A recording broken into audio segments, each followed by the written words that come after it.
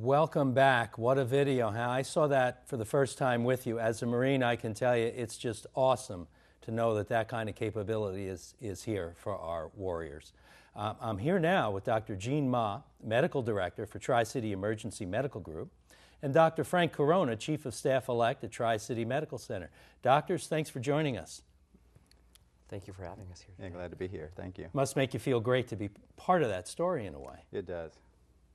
And let me, as a Marine veteran, thank you for it right now. Well, thank you. It Glad means we're a able to help. tremendous amount. The emergency department at Tri-City is one of the largest in the county. So can you tell us what that means in terms of what you're offering? That's correct. We've gone in the last half decade from about 45,000 patient visits per year now to a little over 70,000 visits. But despite a pretty tremendous increase in that volume, our average wait times have decreased now to 43 minutes. And I think we've been able to do that through integration of some business solutions with respect to operational efficiency. We've added 11 emergency room beds and also 6 fast-track beds. And what those 6 fast-track beds allow us to do is to take those who have less severe illnesses or injuries and see them in a separate rapid care area, all the while reserving our 41 emergency room beds for those that really do need that critical care level bed and emergency patients. Do you expect to see continued growth along those lines?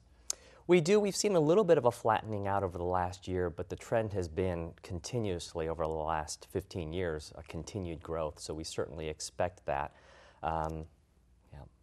Now, regarding wait times, is there a standard that you're working to, or are you just continuously trying to lower that? No, we're certainly continuously trying to lower that. 43 minutes, we're very pleased with that, but it's 43 minutes longer than we really want. We'd prefer that there not be a waiting room, that a patient goes straight back to a bed, and that's what we're trying to achieve. We've got some phenomenal nurse managers in our emergency department that have helped us do that. We've also integrated some technology that's helped us do that. We've developed care sets that are now being nationally emulated, in which the prior process, for instance, for a heart attack, somebody might come in and when a physician would see the patient, order the test, put it on paper and hand it to the secretary, and he or she would then have to order that through various systems and make several phone calls. For a heart attack now, we've developed care sets in which one push of a button, a physician now orders an entire care set such that the phone call goes automatically to the heart specialist, the heart cath team, which is the special team heart team that you saw in the video earlier, on the pictures earlier, and designates a phone call to the lab technician, the EKG technician, the radiology technician to come, and everyone knows their role such that we've been able to, as Mr. Dawkins alluded to earlier, get some of those national benchmarks being 90 minutes from the time you arrive in our department to getting that heart attack, the blood vessel opened up, down to as low as 30 minutes. And those are the type of operational processes that we think are driving shortened waiting times for our patients. So it's a package of people and tests that's standardized for the common things that you have, the common ailments that people show up with. Exactly. Interesting.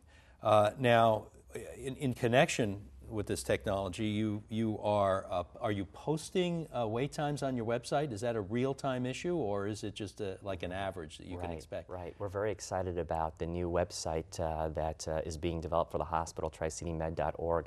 And on that website, I believe the rollout is anticipated to be sometime in March. There will be a banner up front such that our patients will be able to look online and see our nurses in the emergency room will periodically update that so that an individual will be able to know what they should anticipate as the current average waiting time. Now, and that's in March? Yes. And the website again? tricitymed.org. tricitymed.org.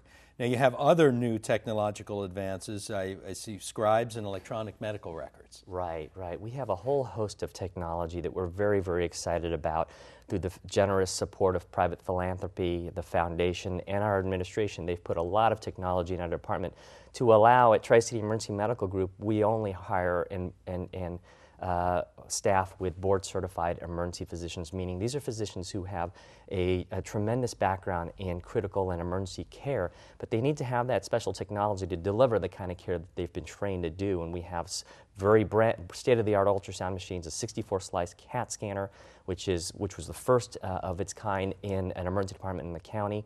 But alluding to what you just alluded to, which was utilizing our electronic medical record and scribes, the problem that we're seeing nationally is that you're seeing a significant reduction in productivity, meaning physicians are having a hard time keeping up with generating this record, yet seeing patients. And you're seeing about a 25% reduction in their ability to do so. When we started this system, we opted to go with utilizing a program of scribes, and this was just written up, and we were given some accolades for it in an emergency medicine management magazine nationally recently about our utilization of scribes, because while the trend is for lower productivity, ours has gone up, which has helped us see those growing numbers of patients while reducing our waiting times.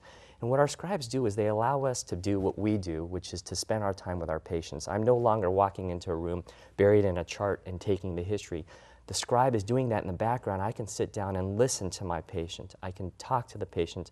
I can examine the patient, go back, enter my orders, but it gives me the time to go back and make sure that my patient is comfortable, that their pain has been addressed, that they have updates on what's happening during their stay in the emergency department, and also that before they leave, they have their questions answered. And I think that culminated recently in the last quarter. Our Press Ganey scores for our emergency department physicians, all 43 physicians, almost universally scored. We're ranked throughout the county for our customer service satisfaction scores, and universally we're at 99%, meaning our physicians, 43 physicians, at the top 1 percentile in the county, which I think is the most, of all the metrics we talk about, that's what I'm most proud about, because what it says is we're doing the right thing with our processes, but we're integrating technology, but remembering that the human touch is probably going to be the most important component of all of this, and we can't lose sight of that. So you're finding ways to be more effective and more efficient at the same time. We like to think so. And Dr. Corona, I think that's probably what the barcode system that you were going to talk about also tries to do. Right, that's part of the National Patient Safety Program or initiative. Medication errors are a big challenge. Going from the point where the physician enters an order to where the nurse administers the medication, there's a series of processes and points where errors can occur. This bedside barcode medication initiative reduces the number of errors. Surveys have shown that it can reduce the errors by 80%. And our hospital is one of only 20% of hospitals nationwide who has initiated this process. It's a process where the nurses use a device with barcode technology to match the medication to the barcode on the patient's identification band, so that she can confirm that the patient is getting the right medication, the right time, the right dose. Technology also has checkpoints, so it verifies that is the medication doctor ordered, the dose is appropriate for the condition that it's being prescribed for, checks for medication interactions, confirms patient allergies. So it checks all these number of processes where errors can occur and automates it in a way so that the likelihood of any of those errors occurring is much smaller. You know, Doctor, you're the last one up on our list of guests, and you have the advantage of being the one who gets remembered because you're last, but you have the disadvantage of being the one who gets cut short. As we talked about a lot of interesting stuff, and I know you have a few things to cover, but time just doesn't allow it. I understand. So I want to thank you two for being here. I want to thank all of our guests. Technology in the medical field is expanding dramatically as a whole. Tri-City Medical Center is definitely staying updated on all of these new trends and offering them to the community. Again, I want to thank our guests. I want to thank you for watching The Voice of Oceanside. Don't forget, you can go to KOCT.org and watch this program and other KOCT programs on demand.